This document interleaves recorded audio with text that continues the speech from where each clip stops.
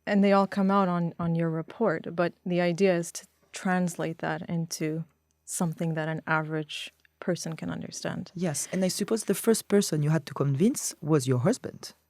Yes, and he's also my business partner. So I didn't have to look far for business partners. And you trust him. And I trust him. And we actually make a very good combo because I'm the science, I'm the nutrition, I'm the sort of analytical side of it, whereas he's the creative mind, he's the engineer, he's the one that puts things together. He's basically everything that I'm not. And so the combination works really well. And I think the most help that he has given is asking all those critical questions. Like, how do I explain the microbiome to someone that has never heard the word before, maybe, you know? And it goes back to what you were saying.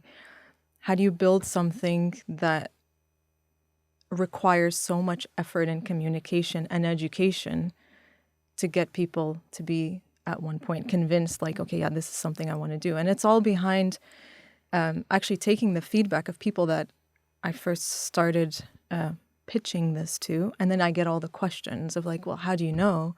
And I'm like, oh, yeah, how do you know? And I start looking it up. And so for me, I didn't doubt the science, but I was doubting how to translate it in a way that's comprehensible for everybody. And yeah, so how all the did questions you help.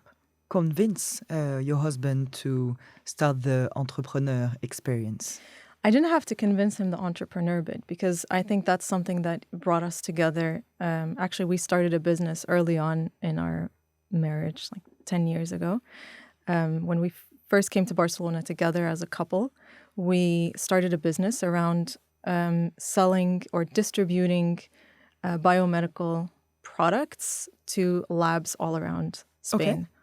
And so entrepreneurship was something that we sort of agreed on from the very beginning, and we both really had that drive. And the muscle for entrepreneurship was there for both of us, but it was there waiting because we did that business for 2 years. And then because we wanted to start a family, we needed something a little bit more stable. So we kind of tuned that down a little bit, got into corporate so that we can get, stable income for the family.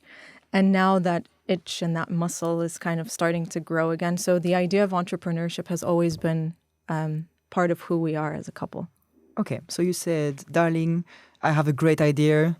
Do you want to start a new company with me? It was more like we need to do something again. Our kids are getting older. We need to do something again. So it was agreed on before we knew what we were going to do. So we would try different things. And this one was kind of, it came naturally because of my background, but also after seeing all this, and you said it before, gut health is now trending. You go to the grocery store and you see kefir now, which didn't exist a couple of years ago, or we didn't know about it. And it's all about, the probiotics or the prebiotics that are in there, or kombucha, which is a cool drink now that everybody goes to have and thinks, oh, now I'm doing something good for my gut. So it was like the right time for me to bring back that passion, going back to my thesis, and then also trying to catch up with science because the past 10 years, so much has happened in the field as well. And then realizing, wow, now not only do more people know about the gut and how it impacts overall health, but we now can have tools that can understand what's in this, giant ecosystem inside of us, and then use those tools to translate that information into a nutrition plan that's personalized for me. And then it takes a whole new form of personalized nutrition. And nowadays we personalize everything, but nobody really thinks, how do I personalize what I eat? Yeah. It's a complicated question maybe, but did you make it because you would have liked to find it for yourself on the market, or did you make it for other people that you had around you, or did you make it for the love of the topic? Probably a mix of the three. I wouldn't say I'm someone that particularly has severe symptoms, digestive symptoms, that would have thought I need to do a gut test and personalize my nutrition, honestly. But at the same time, I love the topic and I know that it can help so many people. So while I didn't have any digestive problems or issues, a lot of people around me did. Yeah. Whether it was thinking, I feel bloated all the time, like Mohammed, my husband. Maybe I'm lactose intolerant, so he stops taking anything or eating anything that has lactose. Or in my family or friends around me that have these, gluten sensitivity is on the rise as well. And that's something that you notice. Like before, we didn't really hear about gluten sensitivity. Now everybody knows somebody who's sensitive to gluten. Or just things like bloatedness, gassiness, things that people think, well, that's just how I am. I just wake up like this. It's just, it's my nature. But then, understanding the microbiome and how it links to all these things, how do I tell so many people that it's not, it doesn't have to always be like that. There are ways now, we have tools, we have precision nutrition now that can help you fix it. And that's where the drive came as well. So it wasn't because I had a severe problem, but it was from the love of the topic and also the passion to want to help the others around me that I saw were having all these issues. One of my first job in Barcelona was in a pharmacy company, and they made, at the moment, what was trendy. It was called Quick. I don't know, maybe people still use Huel.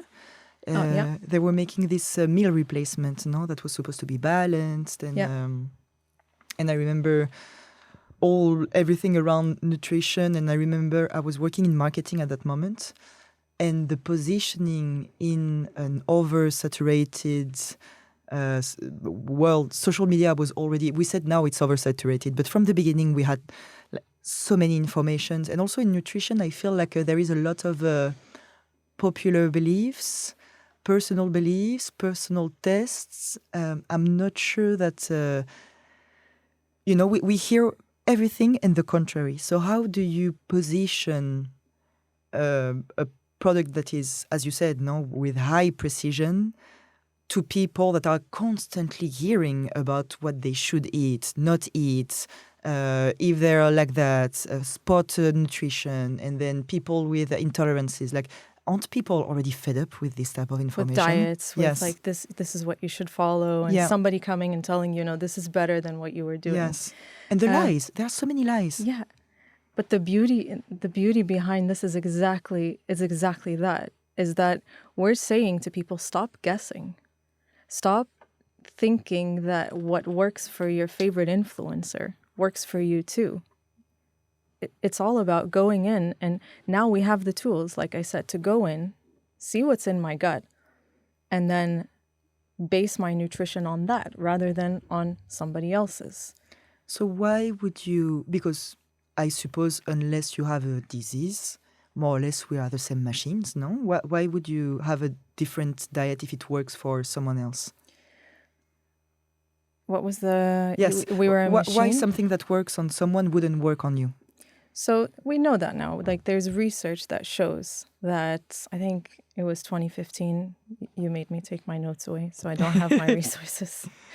There was a study published in 2015 that tested exactly this. So It gave the same meals to two different people, and then they would test how they would react, or how their bodies would react in terms of glycemic index, so how high the sugar goes up in the blood, the inflammatory response, the energy levels.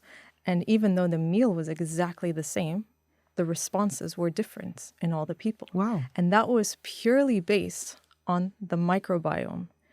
And why is the microbiome different? The microbiome is like a fingerprint. There are no two same microbiomes, including in identical twins. And so that's where the personalization comes in. So yes, if you're someone that doesn't have severe bloating issues or gassiness, or think that you might potentially have an intolerance, you've gone to the doctor, which you should always do, by the way.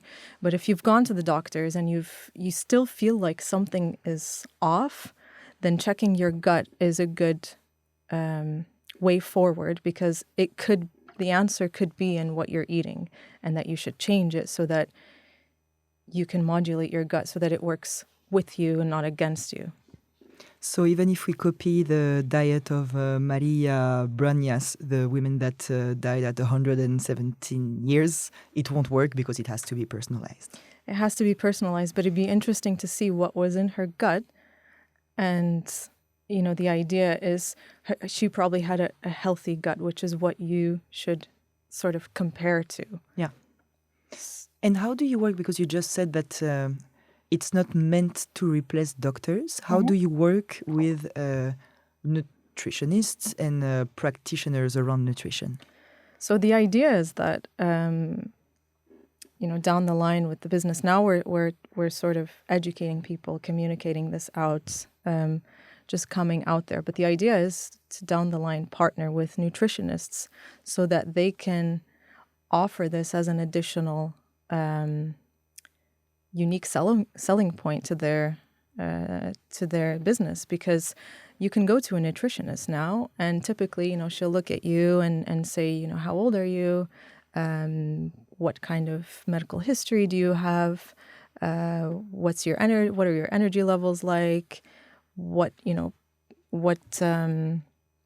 do you live?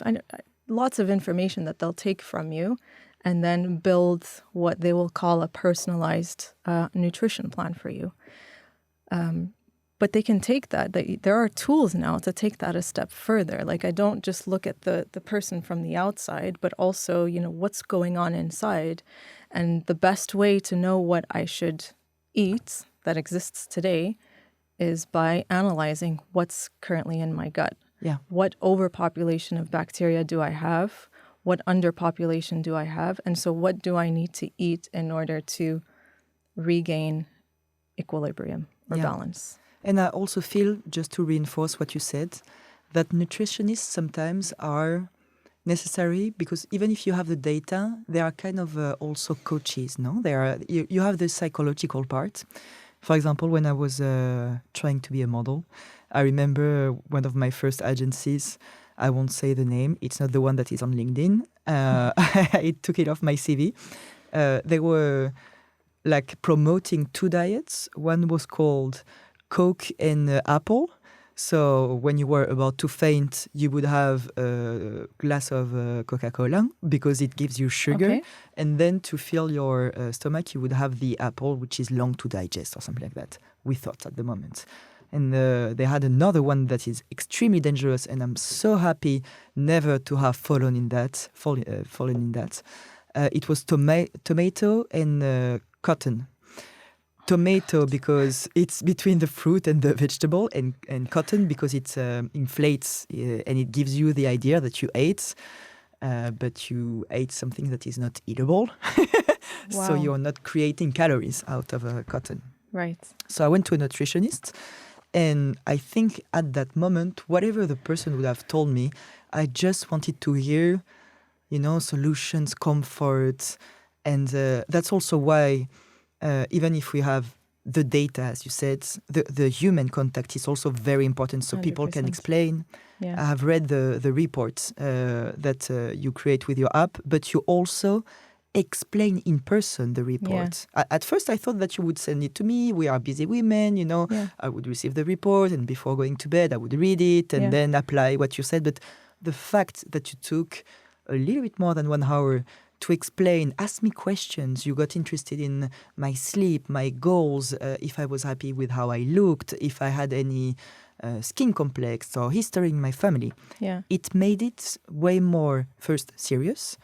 And then it creates this impulsion, a little bit like a sport person, because knowing is not enough. You have to feel it in your gut. Yes. Good way to put it. And yeah, absolutely. That's one thing that we really love about Elevame is that, so we offer a test, a microbiome test, that then gives you a report that tells you what's in your gut and how it's impacting your overall health. So we give you 18, I think it is, gut scores. around your metabolism, your microbiome age, etc. But then we also translate that information into the foods that you should eat in order to improve your gut. And we don't just send that over to you as a report. We actually have a coach that sits down with you for 30 to 60 minutes to help walk you through that, because it is complicated information. Yeah, for me it was a little bit more than 60 minutes because I had so many questions. Well, because you're my friend, so I gave you more time. But yeah, the idea now is to break it down to people and see if they have any questions, because it is a complex topic and it's a new topic for a lot of people. So you're not just explaining to them their report, but you're explaining to them how important this is, and then you set them up for the 6 weeks that are to come. Because the idea is that the nutrition plan is for 6 weeks, because there's scientific research now that in those 6 weeks of targeted changes in your diet are going to help change your gut, because your gut sort of functions like a garden. One of our friends really likes this analogy. And with a garden, you have to plant the right seeds and water the garden. And that's what we do in those 6 weeks with foods that you should either have more of, include, but not every day, and avoid for the next 6 weeks. And then you're sort of gardening your garden. And after those 6 weeks, the benefits don't stop there, but you can go back to your normal diet. Even the foods that come out as red or against your gut, you can start to reincorporate them, and your garden starts to flourish, or your microbiome starts to regain equilibrium. And 6 weeks is very short time compared to diets. When I was doing CrossFit and I wanted to grow muscle, the nutritionist told me, yes, of course, you could take supplements, but if you want it to last, and like you could take creatine to make it, to put more water in your muscle and look bulky. Look stronger than building the muscle. 6 weeks, every 6 weeks in France, it's when the kids are having the holidays. So between 2 holidays, you're having the reset of your gut. You reset your gut, yeah. But again, the benefits last for up to a year and more, according to research. So the idea is that you keep an eye on your gut, especially if you're someone that has symptoms, once a year. And so you're launching a company. How are you going to segment? Because, for example, we spoke about the topic of my grandma, no? With Alzheimer. You told me about the mouses, right? With you could in the study it was for obesity. For obesity, yes. Yeah. They can you explain the experiment? Yeah. So there's a study. I don't remember exactly when, but there was a study on mice that took the microbiome of an obese mouse and sort of transplanted that into the guts of a lean mouse, a mouse that was normal in size. And without having changed the diet of the lean mouse, the mouse became obese. Okay. So what does that say? That the microbiome defines how we metabolize. So it doesn't matter. It matters less what we eat, but what matters more is the microbiome that we have inside of us. Obviously, this is on mice, but there's also plenty of research on humans that prove the impact of the gut microbiome on obesity as well. So if you could detect and then work on it, because it's not only about detection, it's also about offering solutions. Yes. and tests. So how are you going to make because if it's life-changing, you could have so many applications. How will you prioritize the different targets? Yeah, it's a good question. And that's one that we constantly ask ourselves, because when there's something that, when you're so excited about a startup, you're like, this is so exciting because it's for everybody, everyone who has an issue, everybody who, goes to the gym and wants to perform better. There's loads of podcasts now that show, just depending on what gut microbiome you have, you can perform better. And for example, for elite athletes, and where they want even that 1% of better performance makes a big difference for them. And that can be controlled or modulated just based on what gut microbiome you have. Or for patients with IBS, where, a lot of our studies have been done around IBS and how you can improve the quality of life of these patients just by offering them a personalized diet. Mental health, skin health, etc. How do we focus? So on our Just one question. When you speak about mental health, are you speaking about general mood? Like, for example, going for a walk and having the sun makes us a little bit happier? Like, are we talking about the mood swings, or are we talking about depression? also depression, yeah. Okay. So serotonin, which is the hormone or the neurotransmitter that makes us feel happy, and people with depression have less serotonin, is 90% of it is produced in the gut. And so Okay. that tells you how important the gut is, and food in general, to our overall mental health. Okay. And when we live in a world where, it's full of processed food, it's full of sugar, and all those things are actually destroying the diversity in our gut. And diversity is one of the key indicators of gut health. Why would it destroy it? Is it because the products that are in are just not as they're not feeding? nutritious? So every time we eat something, we're either feeding one bacteria or another. And so if we're not feeding our gut microbiome with the right foods to help them flourish, to help the right bacteria grow, then we have a microbiome that's out of balance. Okay.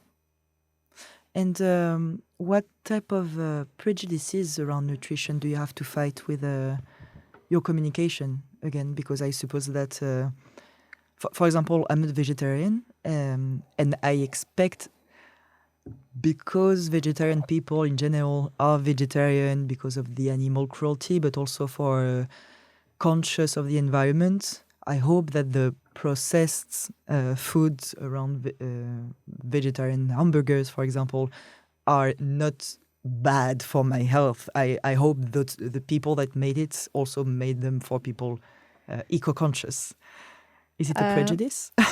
No, I think that's important to point out, especially to people who are vegetarians or vegans, because they might end up eating more processed foods than they would like. But I think there are brands, and it's all about, being conscious of what you're putting in your mouth, looking at the ingredients, Yes, making sure it's things that you understand. As soon as there are chemicals, it's a long list. If you're reading it and you don't know what you're eating, then chances are there's too much, there's too many chemicals in there. Okay. You have a line in the report, because we're going to speak on how the report is structured, because at the moment we are talking more about the concept and how people would react. But you have a line in the report about how we digest processed food, right? Yeah. And a score. As a processed food index score. Yeah. Yes. So how capable is your gut right now as it stands, or based on the profile of bacteria that you have, to handle processed foods? And that doesn't mean that, if you have a high score that you eat too much processed foods, or if that you have a low score that you don't. It's just, it says, is your gut microbiome capable of processing or metabolizing processed foods? And we have the same for a sugar index as well, because everybody is different. And that's the beauty of it, is that that's why some people can eat sugar and feel fine. It doesn't affect them too much, whereas others, they get a glycemic index spike, and it's completely different reactions, because their gut microbiome reacts differently, because they are different. And so it's a lot about knowing or getting the data of who you are and how you process foods, and what foods can work for you or against you. And so how is the process to analyze your microbiome with Elevame? Yeah. Would you like to describe it? Because you've done it. Yes. So first, you have to take a sample of your, how do you call it in English? Yes. Your poo. In my That's poop. that's the most accurate way that exists in a home setting to get a snapshot of what microbiome you have, or what profile you have. Because you're analyzing how it's the former ingredients, the food has been cut, or because some of the bacteria It's the bacteria. Yeah. are also out? Yes. And so what you do is the process is quite simple, right? Yes. Do you agree? Yes, it is. Because I think a lot of people, they hear microbiome test, oh, that sounds too complicated, I'm not going to do that. And hurtful. It's not hurtful. No, it's non-invasive. It's at home. You just go to the bathroom. Yes. And have a spoon. Well, we provide you with a little tube, and there's a liquid inside the tube. So don't make the liquid fall, because we've had clients do that. Okay. The liquid is there to stabilize the bacteria. So the idea is you open the tube, you take a pea-sized, just a small sample of your poo.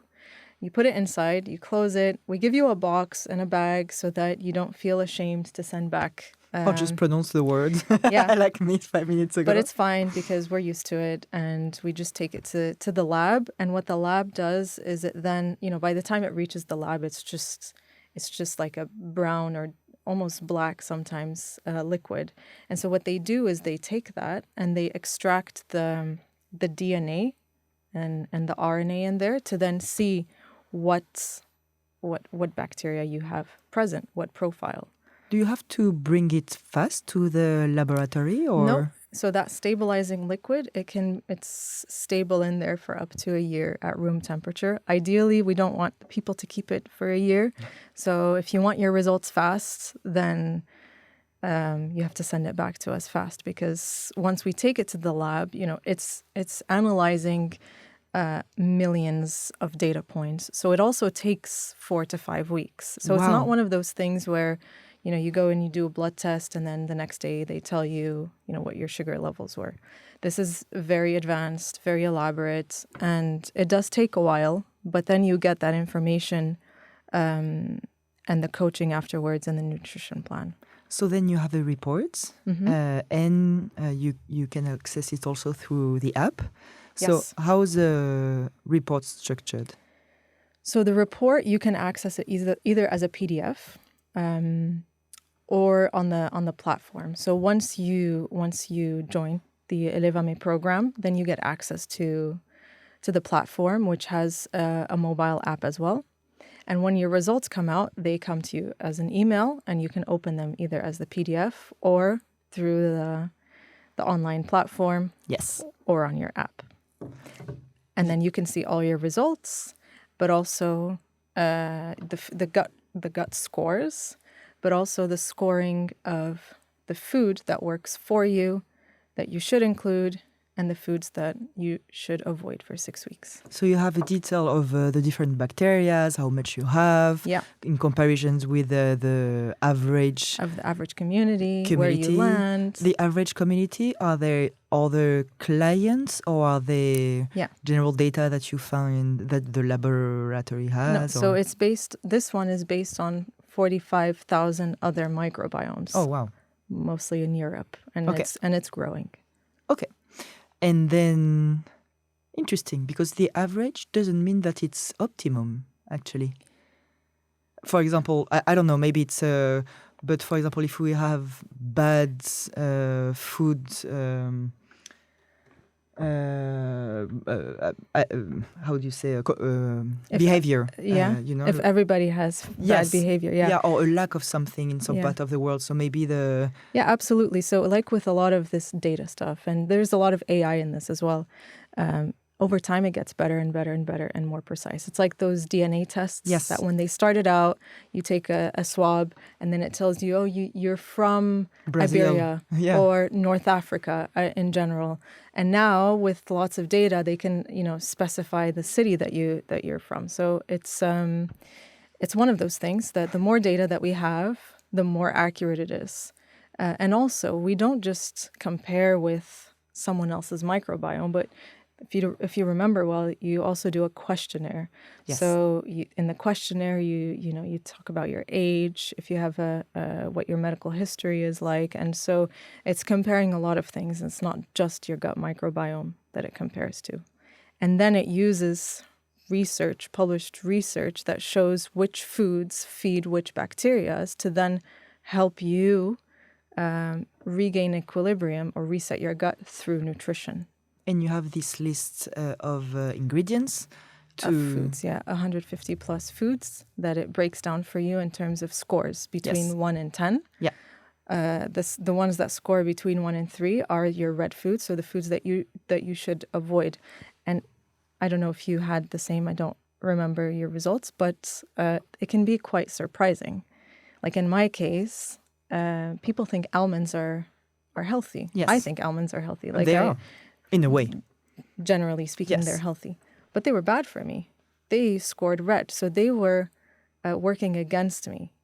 And so that's kind of the mindset shift into thinking, okay, not everything healthy can be generalized to everybody. Was it because you already were eating them too much, or because for your... I eat a lot of almonds. And so you had enough ginger, turmeric, and honey.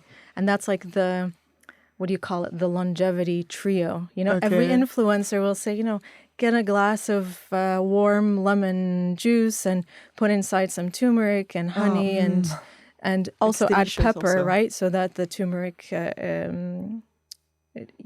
releases its benefits more. And probably that works and that's good. But if you have too much of it, what are you doing to your gut? Maybe it's working against you. At one point, you have an overpopulation of the bacteria that are fed by perhaps turmeric and pepper, which we put in everything. And so it's also a shift in that, wow, yeah, I use pepper every single day in every food that I make. I never don't use pepper. And so to think, okay, I need to take a break from it so that I can allow my gut to reset. Just 6 weeks. No worries. It's no big deal. Yeah. Do you have your taste changing while you were readapting your diet? Tastes as in... For example, we are naturally attracted to the same foods. Yeah, the same food because we like them. You like strawberries, you want strawberries every day. And in the report, it would be like, hey, you ate enough strawberries, let's switch to mango, for example. And I would tell you, okay, but I don't really like mango. Is it possible that after a reset of the gut, like, is it also influencing taste? Or is it something psychological? I think it could. I haven't looked into this point in particular, but I think a lot of times we think we don't like something, but if we're forced, you don't have to have it. But if we think, okay, this is good for me, for my health, especially if I'm someone that has really severe symptoms and I do want to get better, I really want to reset my guts, it's just food, it's not forcing down a pill or additional supplements or anything like that. It's just changing your food. And like you said, we tend to eat a lot of the same foods. Yes. When you go down the grocery store, like monomaniacs.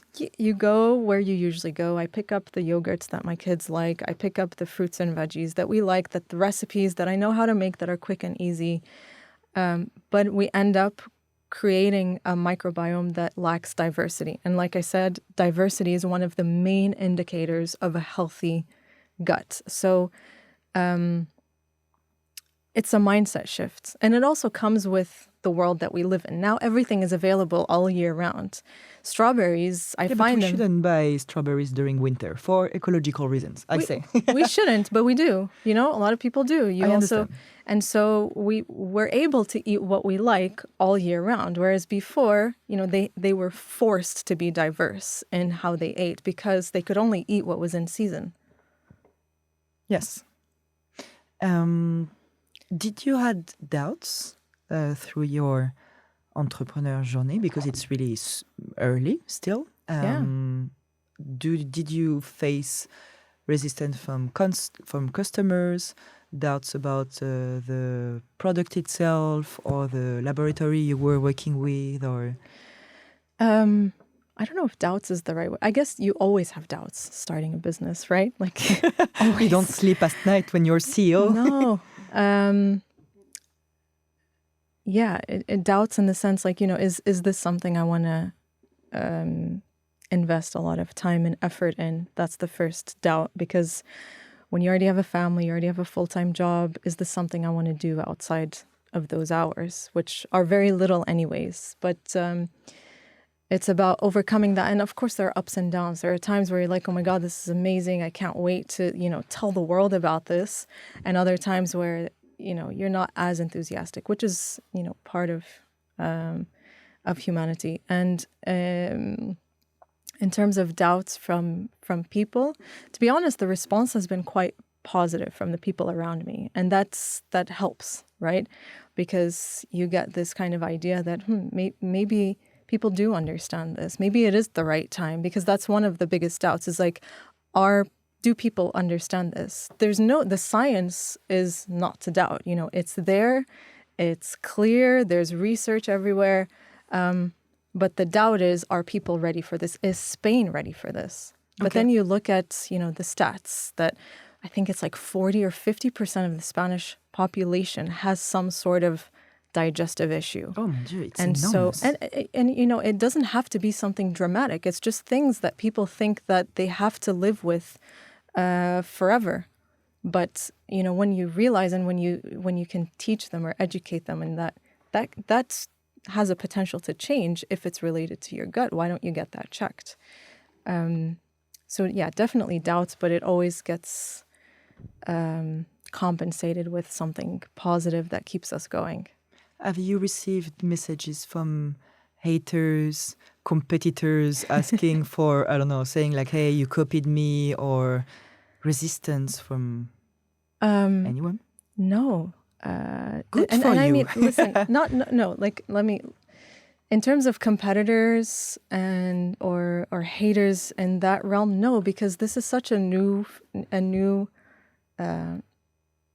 field right now that, yeah, there might be some similar businesses out there in Spain, but you always find a way to kind of make it unique. Like a lot of the ones that I've seen so far can give you a test that tells you what is in your gut, and then it guides you in terms of what kind of nutrition you should follow, like eat more fiber or this. But to have your nutrition plan broken down food by food for you, so that you see all these foods being scored specifically for you, there aren't many. And then to add a layer of coaching in there, where you have the personal side behind it, and we're still growing, we're still very new, and so we're evolving every day. But right now we're kind of happy with where it's at.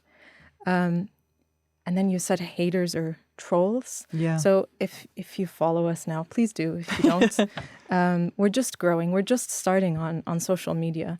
So we don't have that many followers, but we've already had some sort of troll comments. Okay. And one of them I actually loved, because it confirmed what we're doing. Someone said, I think we had a post around Mohammed was like eating an apple and saying, I'm eating an apple because it scored high on my gut microbiome test or something like that. And the comment was yet another one that thinks only they know. But the funny thing is that we don't know. And what we're telling you is that you don't know either unless you get a test. And so we're not telling you should follow a low FODMAP diet or a plant-based diet or intermittent fasting or apple and Coca-Cola or tomato and cotton. Like, we're not telling you what to do. We're actually telling you don't know what to do. So maybe if you have symptoms that you want to address, or digestive symptoms, or you're curious about what's in your gut and what foods work for you or against you, take a test and then use the data to define what to eat, rather than having somebody else tell you. Did you offer a test to the hater? Not yet, but maybe that's good idea. Good idea, yeah.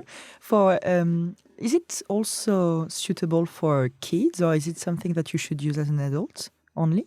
It's absolutely suitable for kids. So the only thing is, most of the data is on adults.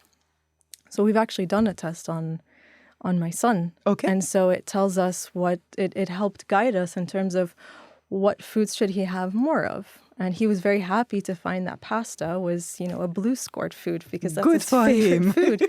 But then other foods that I don't typically think of making for him, like sardines. So that was something that he needed to have more of. Do kids like this flavor? Actually, he loved it. He loved it. What a good kid. Yeah. Okay.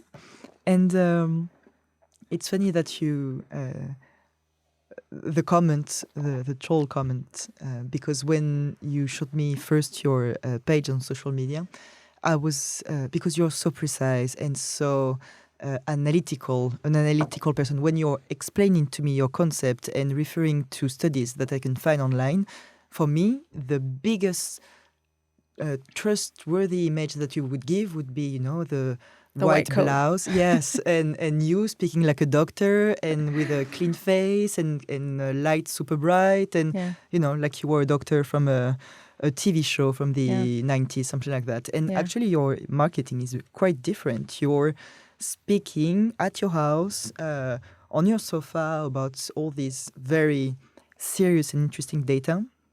And you were telling me actually that this way of publishing sharing about what you do was way more efficient than the preconceived vision that I had about how nutrition should be communicated. Yeah, absolutely. So it's part of our strategy to try to translate something that is seemingly really complicated into something that's actually quite simple. Eat what's right for you. And so if I'm sitting down in a white lab coat with the light on me and looking super, classy, I would say, perfectionist, and with the script and everything, I think that wouldn't be aligned to the brand that we're trying to build, because what we want is for people to trust us, of course, but also to see that this is something that's not scary. It's not cold. We don't want to give that cold medical vibe. We want to give that close, easy to understand and helpful vibe. Because at the end, if I'm their coach as well, you want the coach to be someone that you can share anything with and speak about anything with without feeling intimidated. Totally, and I think it was something maybe cultural. I studied law for a long time, and lawyers, when they go to courts, they always have the costume, and there is something very special about how you dress formally to say something formally, but it has been passed in most of the places of the world. Like now, CEOs, they don't always come with a suit. They can also come with a T-shirt. Yeah, it's changing, and everyone is more reachable, and like the costume doesn't make the seriousness of the topic and the knowledge. And you want it to be something that's easy for people to understand and feel. Yeah. When you have the white lab coat feel, it's... Yeah, I'm sorry, I gave you a bad advice. I'm so sorry. No. I was wrong. No, absolutely. And you make me think about it. But then I think, you know what? No, this is actually what we want. Yeah. And any other, maybe a difference in your entrepreneur experience that something you thought would be more difficult or more easy, and that in the end was not like what you imagined? I think the most difficult, even more difficult than I expected, is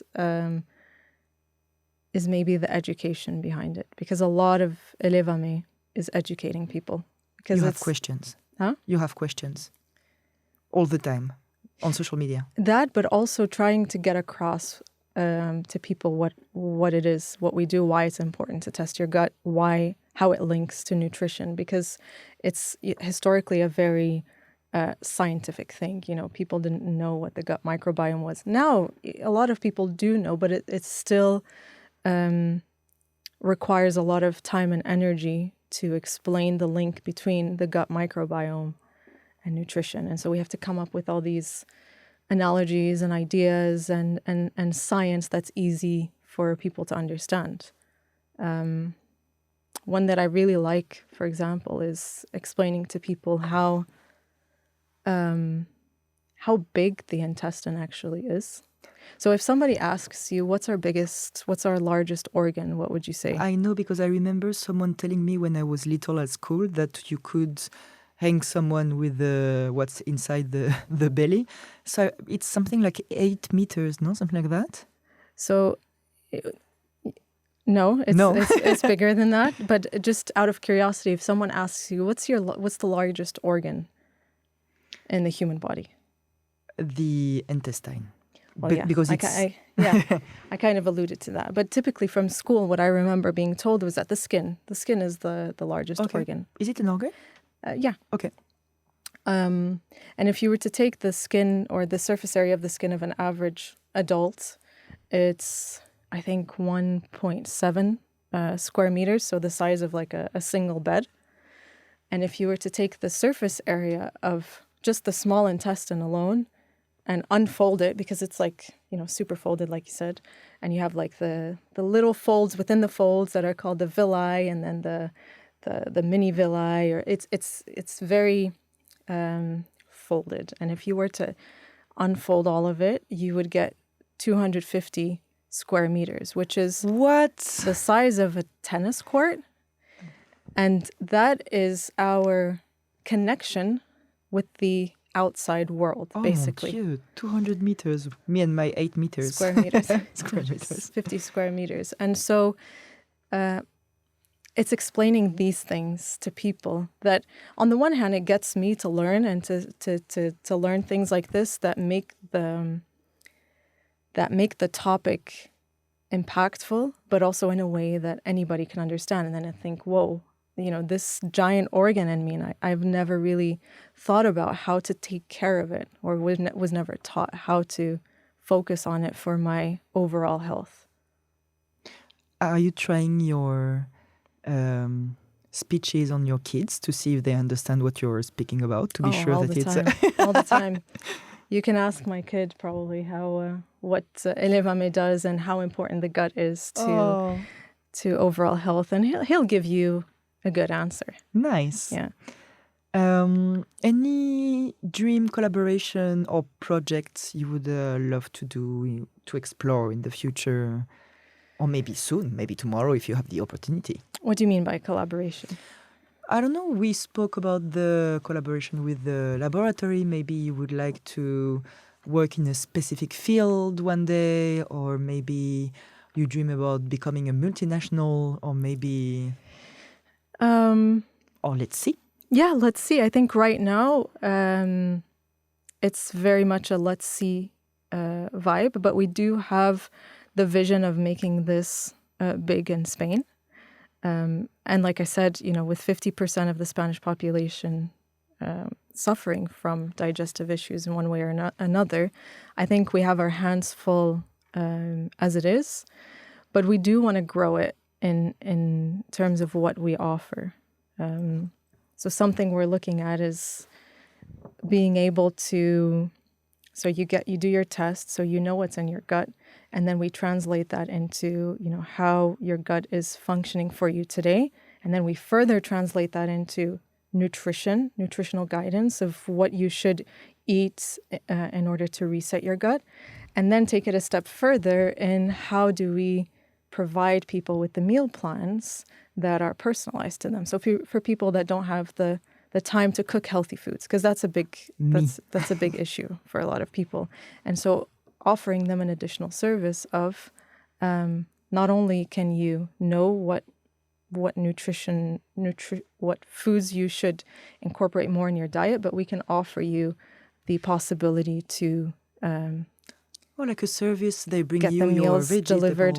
Not just the vegetables, but the meals delivered ready to your homes. And the meals are already personalized based on your report, which is coming very soon as well.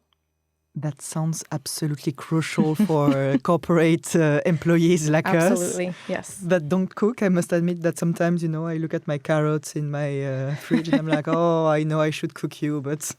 And then it goes bad. Yes. Okay, so it's already the end.